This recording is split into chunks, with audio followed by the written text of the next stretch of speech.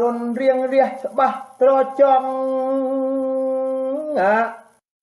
ព្រះហើយរាក់ចាក់ក្រីវងព្រះនរាយចំពងព្រះអង្គទ្រង់យាងទើសាងសិលធម៌ភាវនីរីឯព្រះអនុជាក៏ទៅសំណាក់ធម៌ពេញគ្នាពីព្រះរាមីខិតខំរងាប់ព្រះចិន្តា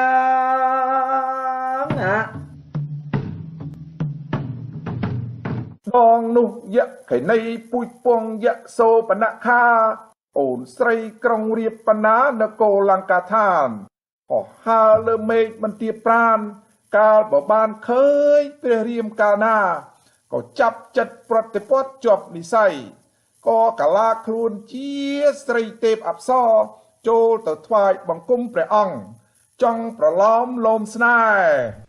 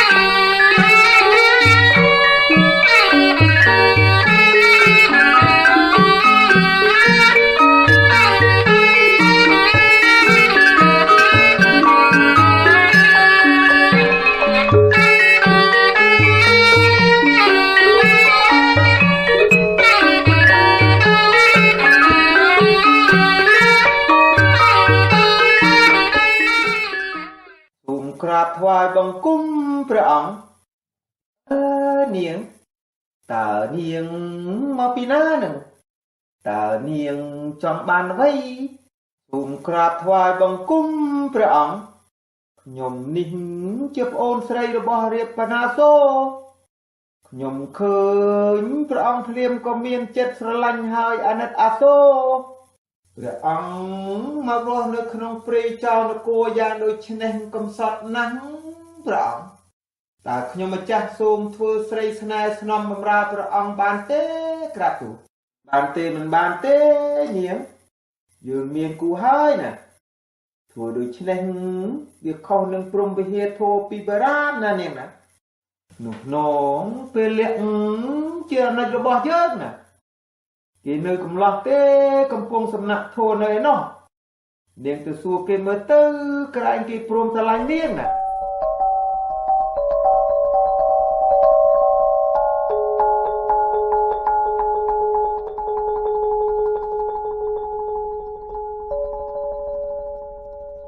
ព្រះអង្គម្ចាស់ខ្ញុំប្រកាសណាសូមថ្វាយបង្គំក្រាបទូលសម្ដេចរាមាបានប្រាប់ខ្ញុំសុបនខាថាព្រះអង្គគ្មានអ្នកណាជាគូកប់ថ្នាក់ថ្នមបម្រើទេ រីឯទូបង្គំវិញក៏នៅទំនេរដែរណាដូច្នេះសូមព្រះអង្គយកទូបង្គំជាស្រីស្នេហ៍ស្នំបម្រើព្រះអង្គទៅណែនាងស្រីស្រស់សម្រស់ភោផងអង្គអញនេះហៅកាន់ធัวធំមិនត្រូវការទេបរិវារស្នំសូមនាងស្រីកុំច្រឡំទៅទូម្ចាស់បងវិញទៅអង្គអញនេះមិនត្រូវការស្រីស្នំរួមរយៈទេ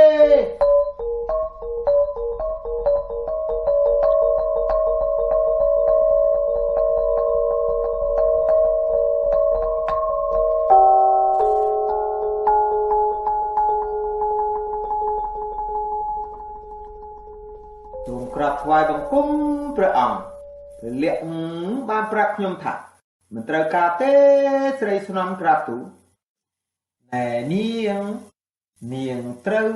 មានចិត្តពុះពោចេះតស៊ូណាទៅសួរគេម្ដងម្ដេចក៏នឹងបានផលល្អនាងត្រូវប្រឹងសួរគេសួរហើយសួរទៀតណា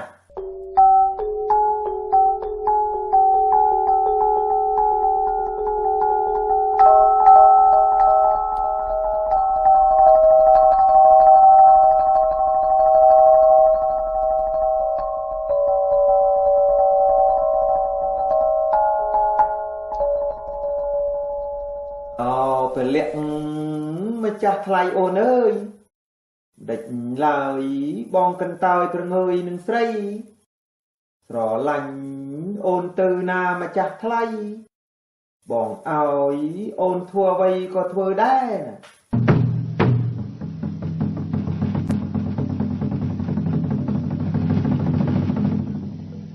អេនាងរំខានយើងខ្លាំងពេកហើយណាធ្វើឲ្យយើងដាច់ធัวអាអស់ណាថ្ងៃនេះ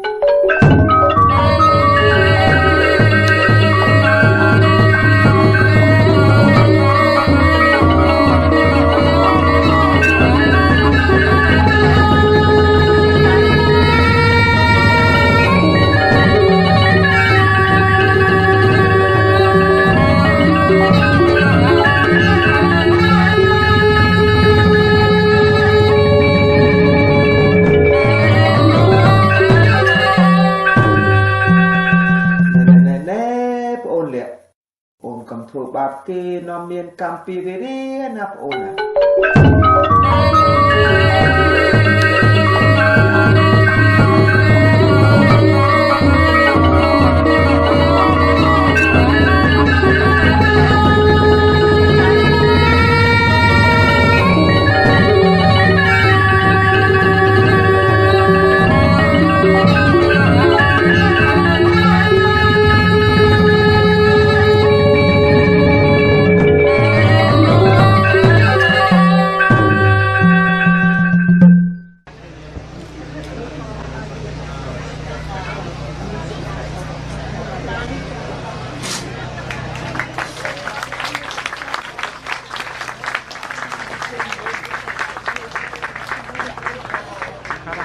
In this next scene, the ogress Yekine Sapanika, who, after suffering humiliation, went to incite her brother Krongriep in the court of Lanka Kingdom. It is based on the original Khmer poetry book Riemke, Part 3, pages 29 through 33. In the court of the Lanka Kingdom, Sapanika told her brother Krongriep how humiliated she was when Prelet cut her hair and beat her. She told him about the killings of Krongkor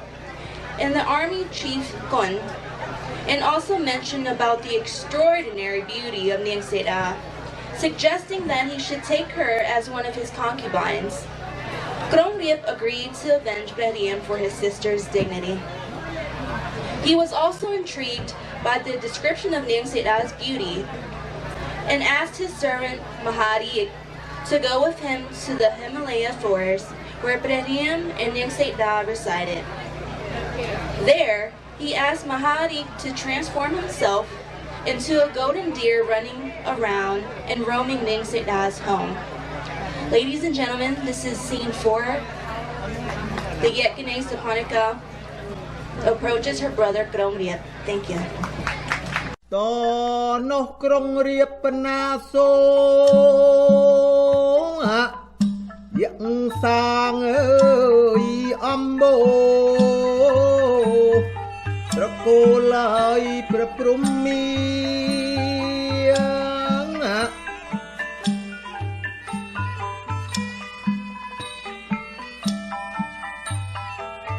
គង់ក្នុងអើ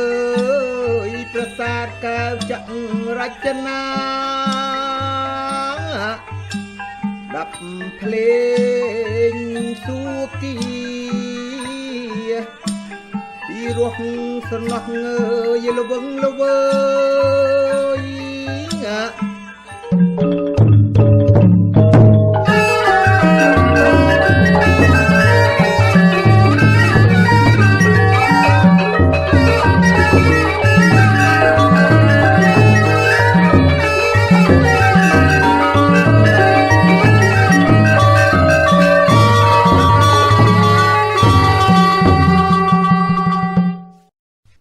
ខៃនៃសូបនខាហោះហាឆ្លងជលសាដល់នគរលង្កាក៏ចូលទៅថ្វាយបង្គំព្រះជេដ្ឋារីមនសូដោយទឹកមុខក្រៀមក្រំត្រហោញំយុះយងដល់រៀមច្បង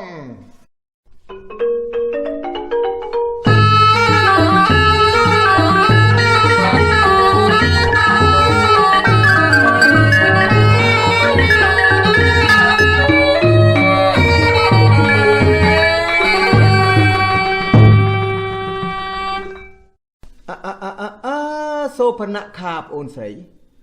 ហេតុអីក៏អូនយំសឹកសួររមួលខ្លួនយ៉ាងដូចនេះតើមានរឿងអីដែរហ៎ សូមក្រាបថ្វាយបង្គំម្ចាស់បងអូនមានទុកធ្ងន់គ្រាន់តែប្អូនសុំធ្វើជាស្រីស្នំម្ដេចក៏រៀមលាក់ហ៊ានវាយដំកាត់សក់ខ្ញុំអាម៉ាស់មុខខ្លាំងក្រៃព្រះរៀមព្រះលក្ខដែលជាពូជពងប៉ះស្វាមនុស្សីទ្រង់ថ្លែងសរជ័យប្រឡ័យក្រុងខលុះសូនជីវីផងណាក្រាបទូល យើណែប្អូនស្រីមិនដេចអាប់យោះចិត្តចៅចង់ប្រុសធ្វើឲ្យខុសនឹងមេត្រានាងធ្វើឲ្យក្រុងខខ្សែមរណាថយចេញអញមិនត្រូវការស្ដាប់សម្ដីនឹងឯងទេណា ឈប់សិនម្ចាស់បងសូមទ្រង់កំអាលខ្ញាល់នឹងទូលព្រះបង្គំអូនលើកដៃប្រណម្យសូមប្រាប់អំពីសម្រស់របស់នាងសេដាត្រូវជាមហេសីព្រះបាទរាមាសម្រស់ស្អាតលើសស្រីសួគ៌គ្មានស្រីណាល្អដូចនាងនោះមិនសមជាព្រះមហេសីពូជពងបស្វ័យមនុស្សសាសោះសំនឹងព្រះអង្គពូជខ្ពង់ពោះទើបត្រូវណាព្រះអង្គ អ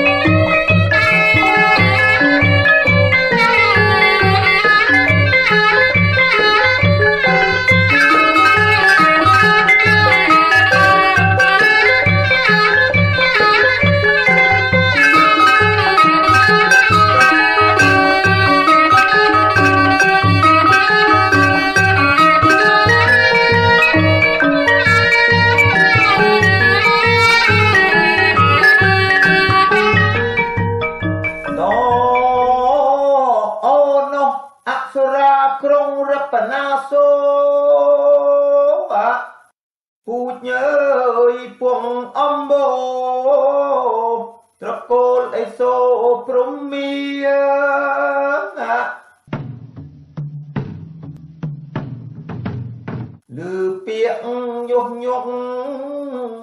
โอนสรีสังปนักคาสอสาสมพองโลสรองบอกเนียงเสดาปรารถนาจงจับเนียงยกมาเธอจะกูก็มา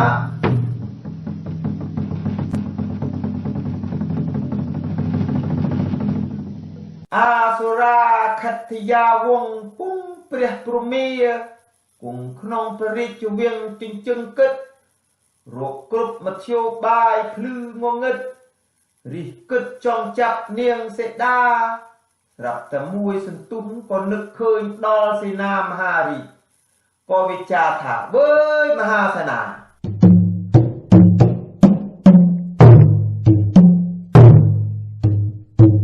โอมกราบถวายบังคมพระกรณาทลายวิสัย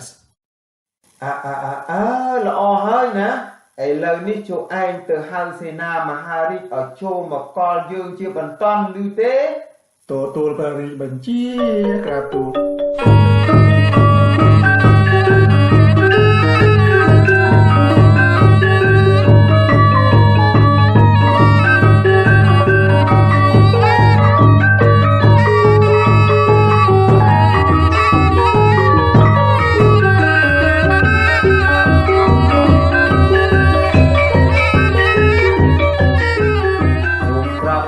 กุ้งพระองค์มาจ้ะ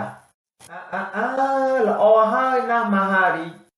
บานที่ยื่งหาไอหมอกนิ้งคือยื่งจ้องหอยไอจะปรีให้มาเปลี่ยนจะมวยหนึ่งยื่งนะ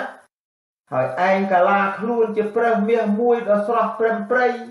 รวดจ่อรวดลาวนึงมุกเปรย์เพียเปรย์เนียงเสดาสไรถือเอาเนียงจับเจ็ดเมตรีปราบสวาไม่ปัสไวมนุษย์สาเรียมีจะเจนปีเปรียบเป็นเลียเด่นจับไอ้น่ะ